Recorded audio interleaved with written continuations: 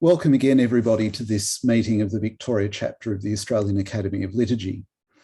This is our last meeting for 2021, and it's interesting to find that we begin in the same part of the ecumenical world as we began our year in 2021. Those of you who have been following our program through the year will recall that back in March, we were joined by Dr. Jennifer O'Brien from the Liturgy office in the Archdiocese of Adelaide, when she shared with us a presentation about Pope Francis's then quite recent encyclical Fratelli Tutti and its accompanying Motu Proprio Spiritus Domini. Although on the surface the encyclical didn't appear to have any explicit liturgical content, Spiritus Domini certainly did, as it opened and formalised the roles of acolyte and lector to women. Now, of course, in a lot of Western places, these are roles that women have been fulfilling in worship in Catholic churches for a very long time. But we should be mindful that there are parts of the world where this will be a positive permission to begin doing this. And so we come to November, and we're joined by Father Tony Doran. Father Tony will be well known to many Academy members who are joining us today, as he has been convener of this chapter, and he is a past president of the Australian Academy of Liturgy. He is presently parish priest of St Vincent de Paul in Strathmore in the northern suburbs of Melbourne. He is a member of Societas Liturgica, the International Society for Liturgical Study and Renewal, and he has written for the Australian Journal of Liturgy and Liturgy News, which is published out of Brisbane, and is a regular contributor to Pastoral Liturgy, which is published by University of Notre Dame, Australia. Father Tony's presentation today is titled, "But the Pope Said, Pope Francis, the Church in the Extraordinary Form." It's prompted by the publication of Traditiones Custodes, the Motu Proprio that Pope Francis published a couple of months ago, and its accompanying letter. These documents reaffirm the primacy of liturgical renewal prompted by the Constitution on the Sacred Liturgy, the very first document issued by the Second Vatican Council. These documents have also clarified the procedures to approve the use of the older forms of the Roman Missal, reinstating the position that was in place prior to 1987, when Pope John Paul II published regulations enabling it to be used. Now, I recognise that this might seem on the surface to be a very Rome-centric topic, yet it does have important ecumenical and interfaith implications. And Father Tony will certainly unfold some of these as his presentation proceeds. So please do join with me in welcoming Father Tony Doran as he speaks on "But the Pope Said."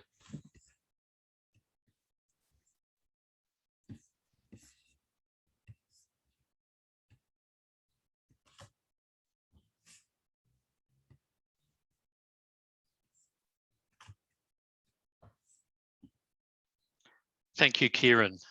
Hopefully I'll do all of that for you. It won't come as any great surprise or news to members of this Academy that one of the most significant changes effected by the Second Vatican Council in the Catholic Church was the renewal of the liturgy of the public worship of our Church. Drawing on more than half a century of scholarship, the bishops at Vatican II changed the look, the feel, the shape of worship in the Catholic Church with the promulgation of the first document, Sacrosanctum Concilium. The vote on Sacrosanctum Concilium came at the end of the second session of Vatican II in 1963, with 2,147 of the Council Fathers voting in favour to 4 voting against, and as I found in a footnote somewhere yesterday, there was 1 abstention. And it was formally promulgated by Paul VI on the 4th of December in 1963. So it would seem that with close to 100% of the Council Fathers in favour, 99.81% in fact, the Tridentine Mass was to be no more, right? Well, not quite. Debate on the Constitution on the Liturgy had taken place during the first and second sessions of Vatican II, and Pope John XXIII had decided that the liturgy would be the first topic discussed by the Council Fathers because the preparatory document on the liturgy had found a great consensus among the bishops, many of whom had benefited from the liturgical movement in Europe. Now, Giuseppe Alberigo, in his really good short history of Vatican II, brief history, says, votes taken on both the entirety of the schema and on individual chapters always showed a great majority in favour, in spite of often tenacious minority, the often tenacious minority stubbornly opposed to any innovation. He goes on to make a very important point. This consensus found among many of the fathers who had hitherto been unknown to one another pointed to another reality, one that had not been planned or managed. The Council Fathers were becoming aware of their role and of the vast unforeseen horizons of the Council itself. Their favourable response did not concern the proposed text on liturgical reform alone. It also expressed a conviction that the time of fear, the era of the Church as a secure fortress, was over. I think that's something important to remember. Now, it would be another 6 years or so before the Commission charged with the task of producing the revised Mass would present its finished product. The so-called Missal of Paul VI was promulgated on the 3rd of April 1969, with the date for the celebration of the new Mass as the first Sunday of Advent that year, which was the 30th of November. Now, in fact, it was delayed by about a year because when Paul VI got some of the information, there were some bits that he didn't like and sent back to be redone. Notable changes from the Tridentine Mass included the reduction in unnecessarily repeated words and gestures. There was something like 25 signs of the cross over the bread and wine. They were reduced to 1. A greater selection of readings from sacred scripture, the use of the vernacular language in the celebration of the liturgy, communion under both species allowed, and the orientation of the priest changed from ad orientem, or facing liturgical east, to facing the people. Now, despite the near unanimous vote and promulgation of the Constitution on the liturgy, it's fair to say that the Mass of Paul VI was not greeted with universal acclaim. There was criticism of it for being too Protestant and not consistent with the Mass of Pius V, the Tridentine Mass. The most famous critique was possibly that of, it was called the Otaviani Intervention. It was written by 12 theologians who worked under the direction of Archbishop Marcel Lefebvre. Cardinals Alfredo Ottaviani and Antonio Bacci sent it to Pope Paul VI with a cover letter. Yeah, they were certainly not in favour of this new-fangled Mass. As early as 1971, though, permissions were sought from the Holy See, and they were granted, to continue to celebrate the Tridentine Mass. Now, these requests came from groups attached to the Latin liturgical heritage of the Church. There were also permissions granted to some elderly priests to continue celebrating the Tridentine Mass, the change being thought to be too great for elderly clergy to manage.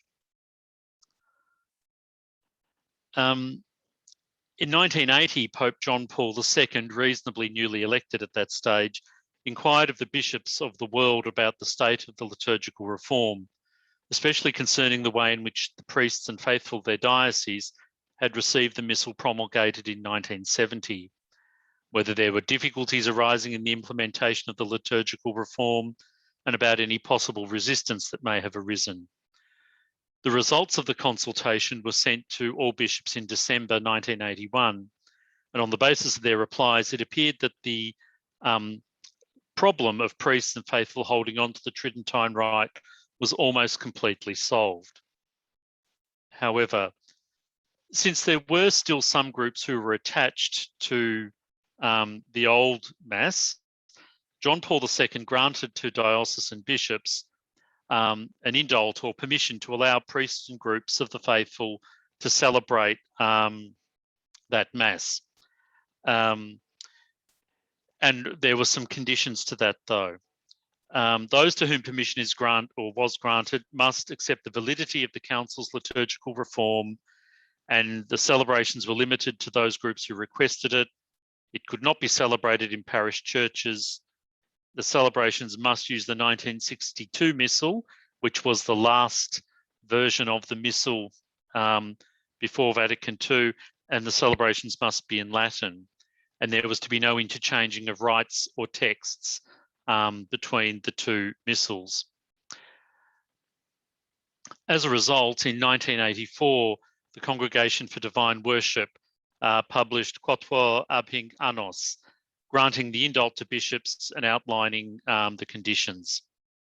Some further norms were published in 1986, clarifying the 84 norms.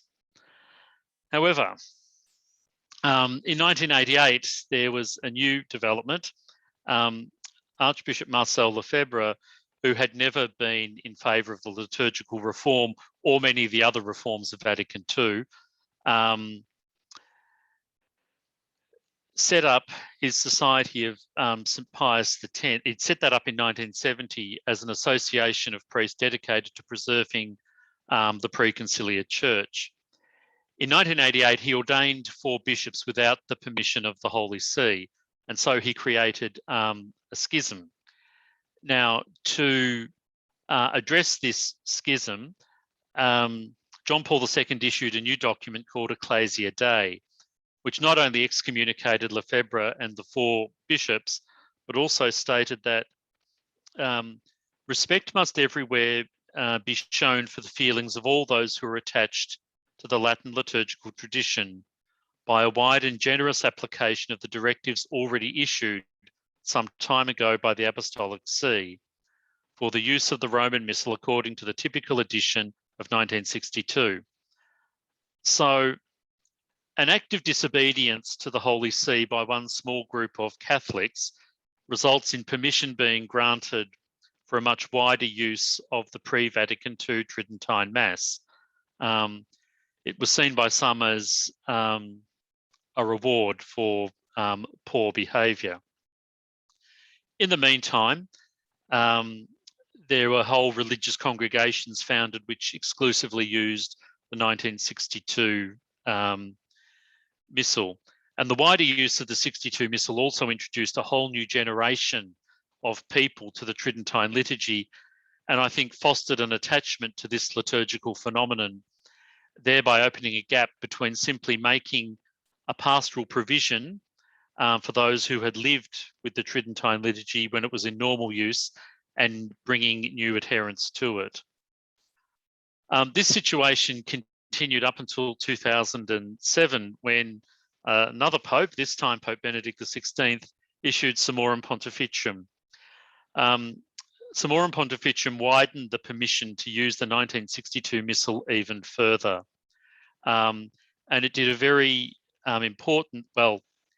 significant major change in that the authority was no longer the local diocesan bishop, but rather the individual priest could decide which missal he was to use.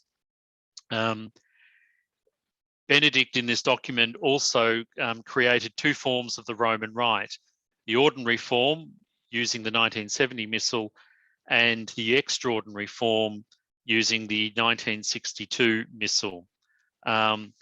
Benedict argues that the so-called extraordinary form had never been formally abrogated.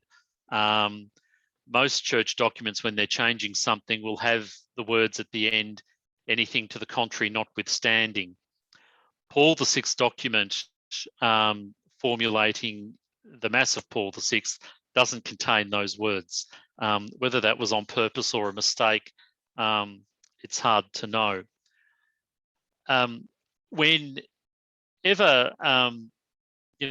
anyone interested in liturgy and involved in liturgy raised this, the problems of this sort of document with people attached to the Latin liturgical heritage of the Church, the response that most of us got was, "But the Pope said." So if you had a Pope who said it was okay, they were very much in favour. One of the other developments of Benedict in this document was that he allowed the other sacraments to be celebrated in the preconciliar form. Baptism, marriage, penance, anointing of the sick, or probably I should have written extreme unction there, and confirmation, and priests were allowed to use the old breviary as well. And the books to be used were the last editions of any of these rites before Vatican II. Summorum Pontificum also gave permission to erect personal parishes for the celebration of what are called the ancient form of the Roman Rite. A personal parish is not a parish based on geography, but by reason of the rite, language, or nationality of the faithful. So in Melbourne, we have one of these parishes in Caulfield with St John Henry Newman as its patron.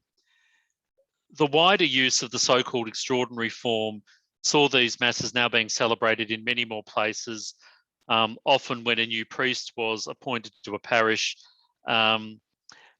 people often found that the Saturday morning Mass would be celebrated in the extraordinary form.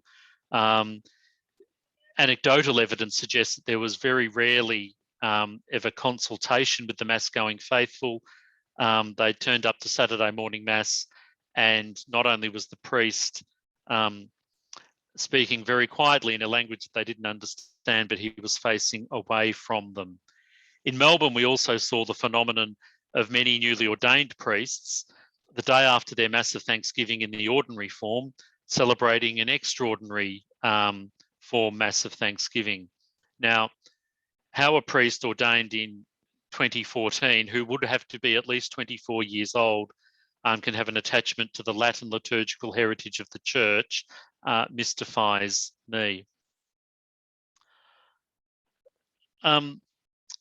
Earlier this year, as Kieran mentioned, Francis issued Traditiones Custodes regarding the use of the liturgy, the ancient Roman liturgy prior to 1970. Also issued with this was a letter to bishops from Pope Francis explaining the context. In TC, Pope Francis recalibrates, if you like, the liturgical life of the Church, stating that the reformed liturgical books of Vatican II are the unique expression of the lex orandi of the Roman Rite. So no longer, it seems, is there to be an ordinary form and an extraordinary form. The diocesan bishop is given back his authority over liturgical celebrations. He is to determine how they might be celebrated, even if they're to be celebrated, where and when this may happen, who may celebrate them, whether the personal parishes that have been created should continue. And it states that no more new groups of people celebrating the extraordinary form are to be established. The readings are to be proclaimed in the vernacular language in the form and translation approved by the Bishops' Conference. Traditiones Custodes does abrogate Summorum Pontificum.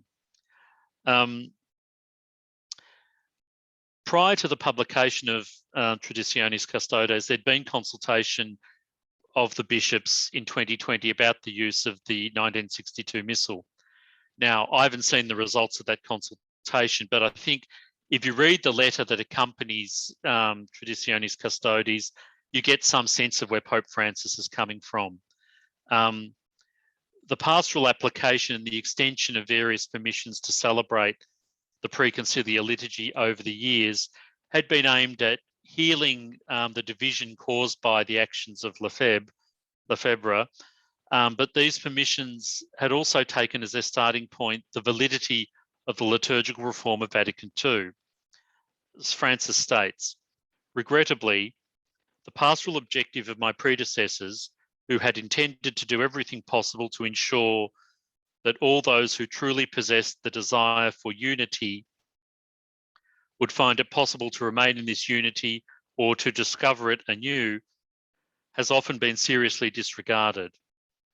An opportunity offered by St. John Paul II, and with even greater magnanimity by Benedict XVI, intended to recover the unity of an ecclesial body with diverse sensibilities, was exploited to widen the gaps, reinforce the divergences, and encourage disagreements that injure the Church, block her path, and expose her to the peril of division. Again, this evidence is anecdotal, but in places where the extraordinary form was celebrated, you could be hard-pressed to find a picture of the current Pope, which is, I mean, pictures of the Pope are fairly common in most Catholic churches, but you often didn't find them where this was being celebrated. Francis was also saddened that the use of the 1962 Missal is often characterised by a rejection not only of the liturgical reform of Vatican II, claiming with unfounded and unsustainable assertions that Vatican II betrayed the tradition and the true Church. Francis goes on to say, a final reason for my decision is this: ever more plain in the words and attitudes of many is the close connection between the choice of celebrations, according to the liturgical books prior to Vatican Council II, and the rejection of the Church and her institutions in the name of what is called the true Church. In defence of the unity of the body of Christ, I am constrained to revoke the faculty granted by my predecessors. The distorted use that has been made of this faculty is contrary to the intentions that led to the granting the freedom to celebrate the Mass with the Missale Romanum of 1962. Because liturgical celebrations are not private actions, but celebrations of the Church, which is the sacrament of unity. They must be carried out in communion with the Church. So Francis can see a very real ecclesiological problem with the celebration of two forms of the liturgy in the Church. Another point that Francis makes in Traditiones Custodes, or it might be in the letter actually, his desire to return to a unitary form of celebration. Now, I'm not sure whether that means that at some time in the future, the use of the 1962 Missal will be ceased permanently, but the groups who are fearful of that, and not that I've had discussions with many of them, when they say that the Pope cannot dare do this, I sometimes look at them and say, but the Pope said, to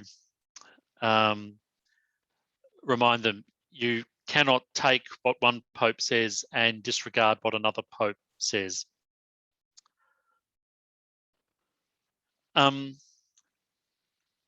There are problems with the way that the 1962 Missal does what it does and how it does it.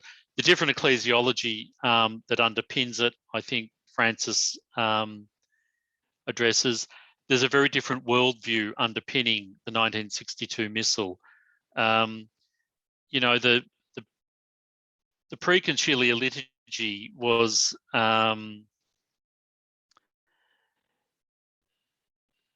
I've got a quote here somewhere about that. Oh yeah, was for the most part developed at a time when the world was an agricultural society in Europe dominated by monastic spirituality.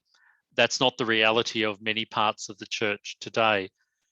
The different worldview also, you know, as Jenny O'Brien made in her presentation earlier this year, we in the Church of today, you know, it's unheard of to not have women involved. Now, I know that in my part of the Christian family, the involvement of women is not at the level that some would have it, but to not have women as readers, as ministers of communion would be unheard of. of course, that never happened in the 1962 Mass. We began our time of prayer this evening with an acknowledgement of country. That could never happen in the 1962 Missal. The proponents of the 1962 Missal and its liturgy do have some point, though, when they say that the liturgies of today are not good enough. As a child who grew up in the 70s in the first flush of liturgical reform, or the era of what could be called liturgical creativity, with bright young priests making up their own Eucharistic prayers, their own creeds, the implementation of the revised liturgy was done very poorly in many places. There was a loss of an aesthetic sense. Not much about some of the early liturgical reformed liturgies was very beautiful. As someone said to me earlier today, oh yes, the era of felt banners. Well, that was just one example of, a loss of a sense of beauty. I think there are some important ecumenical and interfaith challenges. The old rite of baptizing adults, the adult who was baptized, if they had been considered in any way a pagan, they had to abhor idols and reject their images. If they were being baptized from Judaism, they had to abhor Jewish perfidy and renounce Hebrew superstition. If they had been a Muslim, they had to abhor Mohammedan perfidy, renounce this evil and faithless sect. And if, God forbid, they'd been a Bible-only Protestant, they had to abhor the evil of heresy and renounce the infamous sect of, insert name of, the particular group there. It's if 70, 80, 100 years ago, if a Catholic was, praying these words, maybe there was some context to it. To celebrate rites that use this sort of language today, I don't see how you can be accepting the reforms of Vatican II in how the church is meant to be in relation to our brothers and sisters from other parts of the Christian family and people of other faiths. The language is abhorrent. It's interesting to note, one of the points that's often brought up is the prayer on Good Friday for the Jewish people. By the time of the 1962 Missal, Pope John the 23rd had already changed that and taken the phrase, the perfidious Jews, out of the Good Friday liturgy. So these ecumenical and interfaith challenges, I've not ever seen anybody ever refer to them as one of the problems of the extraordinary form, but I think the words are there. That's how we were meant to pray, and that's how people were praying, using these old forms. I think also there's some challenge presented, some further challenges presented by the 1962 Missal about the, the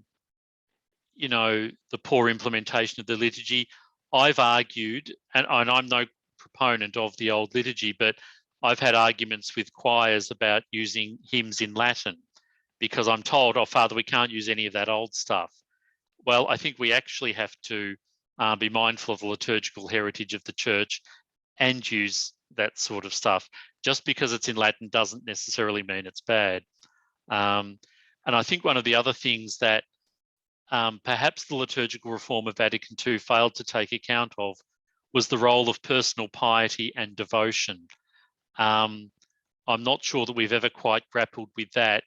And I think that's perhaps one of the things that's behind some of the critique of the modern liturgy by those attached to the liturgical Latin heritage of the church, whatever phrase that's used in the documents.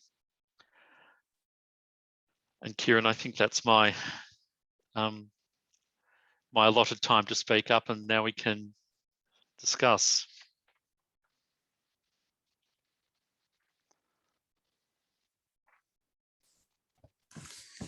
Thank you, Tony. There's a lot to grapple with there, and I'm just... Yes, that's better. I don't want those words left up on the screen. They're not nice. Yeah, great. We've got a bit over 20 minutes for some discussion time. If you have a question or a comment or a reflection you'd like to share, I would like to encourage you to share those. In order to be called to speak, please either put it in the chat or use the raise hand in the reactions function on your Zoom screen. And while you're thinking, let me thank you, Tony, for a very fascinating presentation that lays out the chronology and the changing focus of why the older rites were brought to use and the ways in which they were regulated. I think Fred Shade might have something he wants to say. Thank you. Could you help me here? I'm a priest in the Liberal Catholic Church, which is very much a product of the early 20th century in England, and kept the language of the sacred language of the time, thee and thou. I have supported this for a long time.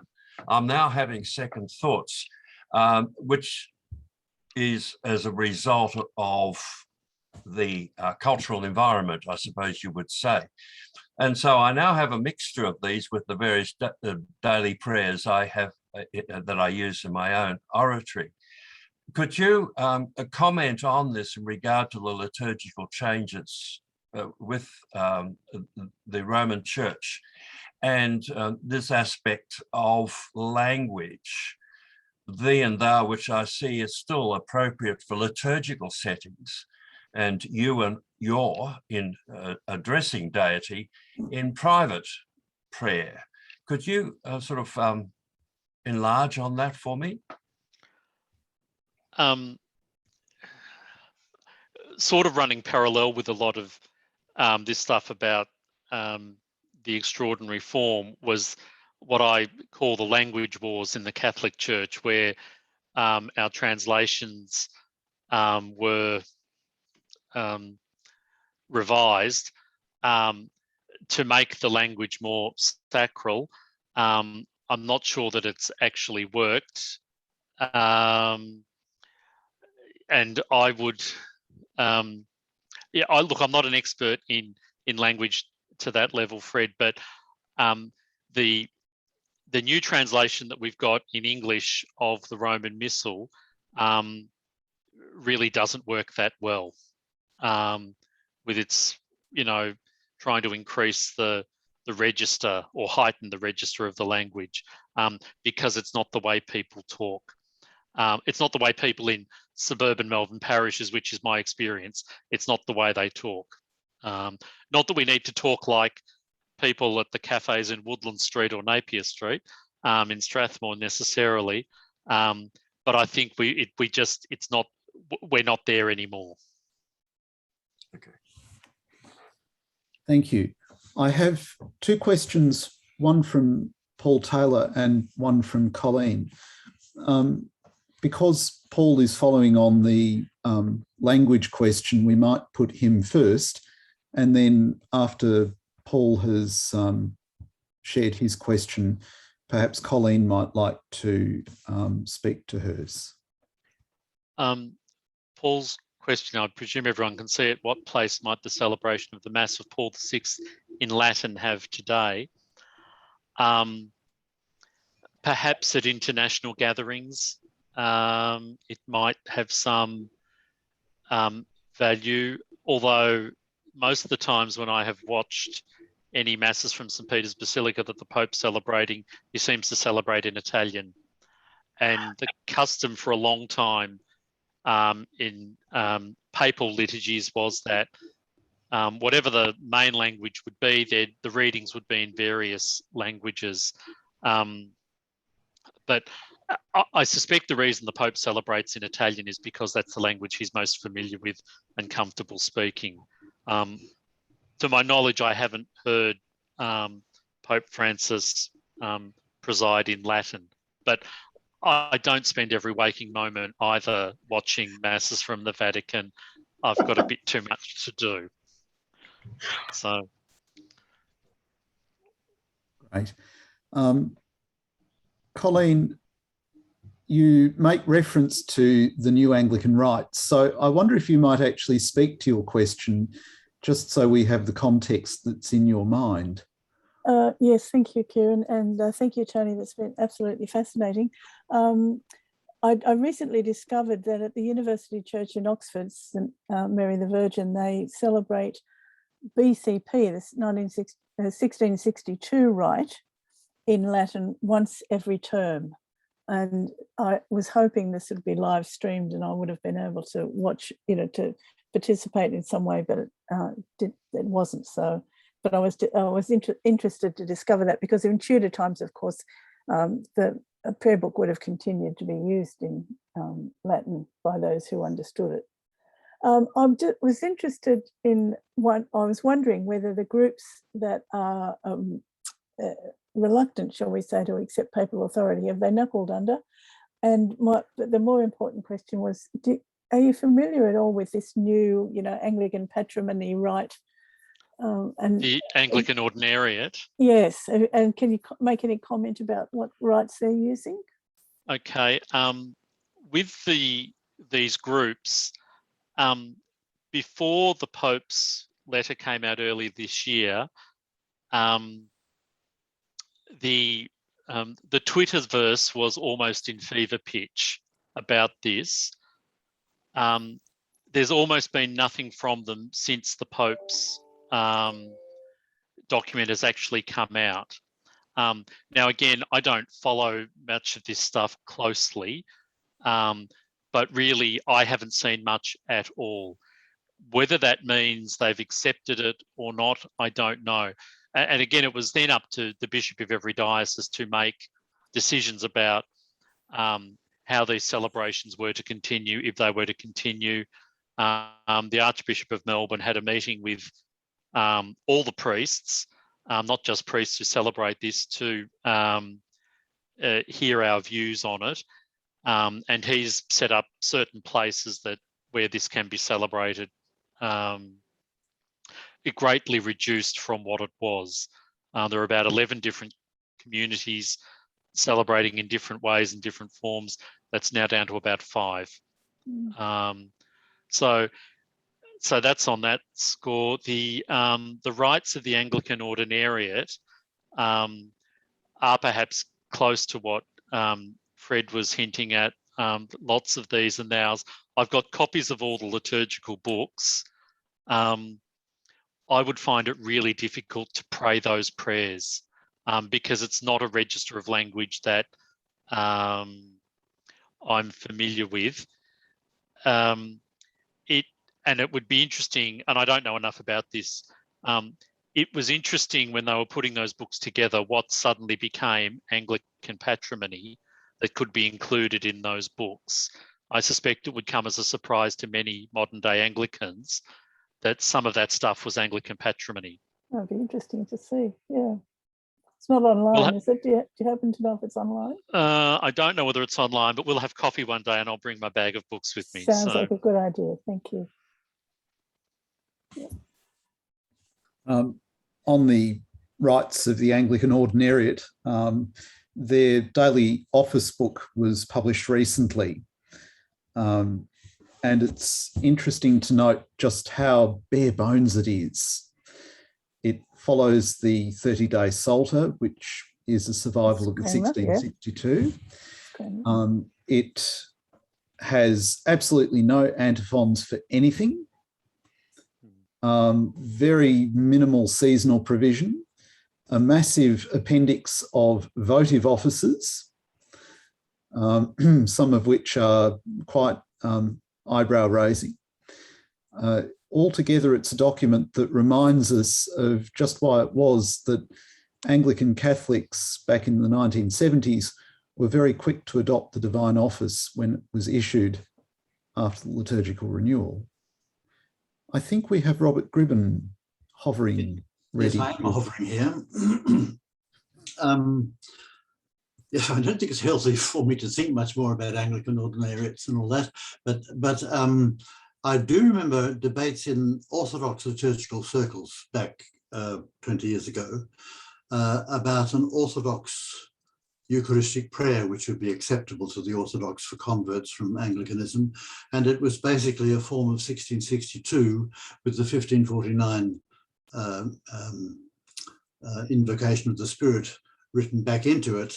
And, you know, it really was a very plodding piece of compromise, and only Orthodox who really didn't know what they were doing could possibly have approved of it. That may have improved since.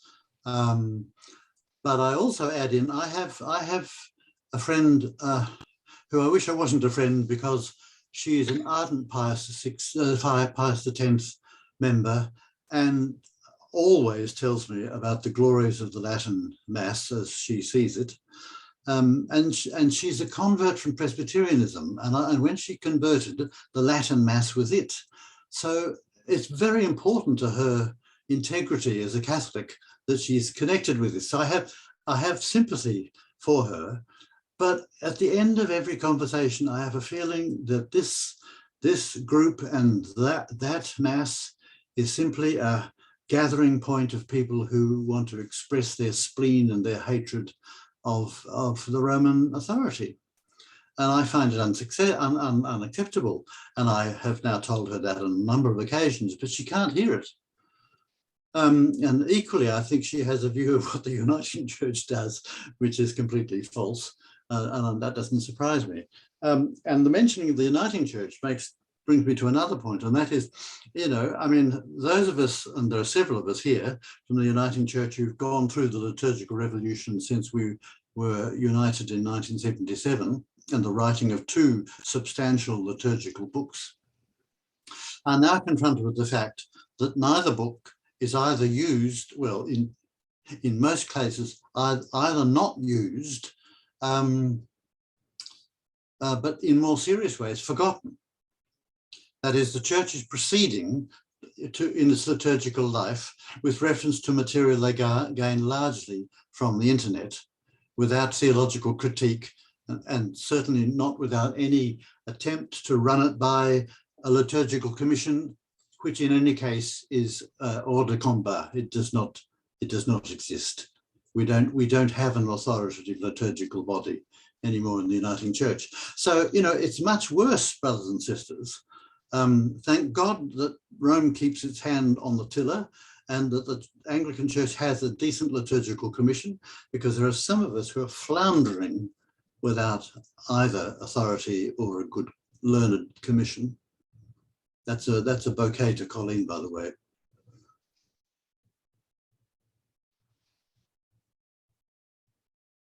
Don't quote me. It's been received gratefully. Thank you, Robert.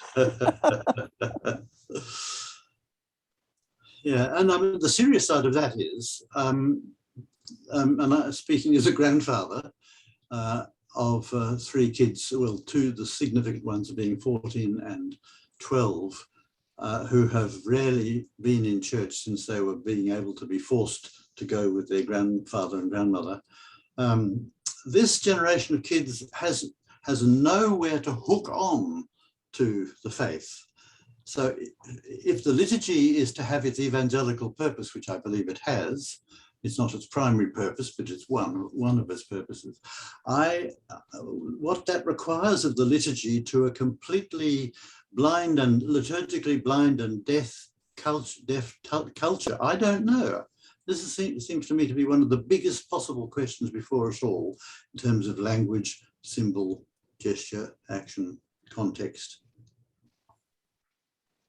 Perhaps not for this particular meeting. Robert, I was about to say it's not as if you offer us trivialities here. No trifles at all. No. However, I will talk to you about the possibility that maybe you might want to deliver another paper next year. Oh, dear, Yes, I was going to say, Robert, be careful. I think I've stirred enough. I'm still getting shot over my very gentle objections to virtual Eucharists. To bring us back to the topic at hand, and thank you, Robert, that's a fascinating reflection and important for us all. Aaron Darcy's been waving his hand for a while too. Oh, well, yes, thank you, brother. Okay. So I've got two people in a row now. Paul Taylor has put something in the chat, but since Darcy is waving his hand, perhaps we might let him speak first. Yes, thank you. Thank you, Tony, very much for that clear history of this past couple of generations. My mind went back to Vatican I, and as it often does, I'm sure, Darcy. Yeah, yes. I had the good fortune to have the time to study Vatican I in relation to Vatican II many years ago, and the conclusion I came to was that Vatican I, faced with the growth of secularism and many threats, as the fathers of Vatican I saw it, to the tradition that they held, their response was to set up a kind of bulwark against the modern world. And that's why you get the doctrine of infallibility, for example. But there are other things in Vatican I along that line. Now, when Pope John the 23rd became Pope, he very deliberately said, no, the response to the modern world with all its issues should not be to simply set up opposition to it, but rather to, as he expressed it, open the windows, the famous phrase that he used, so that fresh winds could blow. And so he instituted a program which, of course, resulted eventually in all the documents of Vatican II. It's a different methodology, as Tony was telling us, a methodology of dialogue with the modern world. Not that you accept all modern concepts or you accept any idea that happens to come across to you, but rather that you enter into a dialogical relationship with the world. And that was, to my mind, the crucial difference in the attitude of Catholic reform from that time onwards. Now, as Tony was saying, for some people, that's not a good way to go. They want to preserve the church as it always was, or as they see it, that it was, but not to entertain this concept of dialogue, but rather simply to hold to a solid, unchanging tradition. Now, Vatican II takes a very different line, and so do most other churches around the world. So I warm to what you were saying, Tony, about worldviews. The Vatican I and Vatican II represent not just different theology and a different approach to liturgy, but different approaches to the modern world. Yeah, and that's why that quote from Alberigo's Brief History of Vatican II, that the secure fortress mentality was crumbling. It was over. Yeah. Yep. Thank you. In the comments,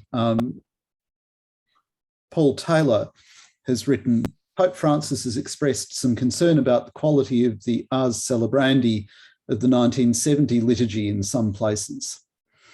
How might communities capture a balance between say the black, do the red in relation to ritual rubrics approaches and celebrations that are adapted to the pastoral context? And I think we might call this the last modest question of our discussion as time is drawing on. Yeah, Pope Francis does question the quality of the celebration of the 1970 liturgy in some places. I think, well, the way that I've always tried to do it is to actually know what the documents say in the first place, because you can't hope to apply it pastorally unless you've read the documents, especially the pronotanda at the beginning of each ritual book, which are often really excellent summaries of the theology of what the church is doing at that point and how to do it and what adaptations can be made. If you don't know what the church is intending you to do, you can't hope to apply it pastorally. In a parish to which I was once appointed, I had a very good group of altar servers and a great parish MC. And when I got there, the first couple of times I said Mass, they were doing some very strange things. And genuflecting in all sorts of places, bowing at times I'd never seen a bow, indicated in the rubrics. So I would always with them, and the senior altar server and the prefect or the master of ceremonies were, I was going to say grown-ups. That's probably the wrong word. They were adults. They knew what they were doing. So I just took them back to the general instruction of the Roman Missal. Okay, why are you genuflecting at that part of the Mass? Let's see what the general instruction asks us to do. So I think you've got to go back to those foundational documents and see what they ask us to do, and then you can adapt it for the space in which you are. Moving to a new church recently, I've had to learn how to say Mass again because I'm in a different space and the way I move around that space is different. You can't it doesn't just happen. You've actually got to work at it. Just like you put effort into preparing a homily, you've got to work at the way you celebrate the liturgy. It doesn't just happen. And I think now the other benefit that the church has got, well, certainly, my part of the church, Paul, is that we've got educated lay people who know as much, if not more, than the priest does. So, and they know how things are done in their space. So that's good too. But it doesn't just happen. As good as the rites are, if you've never read the pronotanda, you're never going to be able to adapt it to your local context. Thanks, Tony. Very helpful.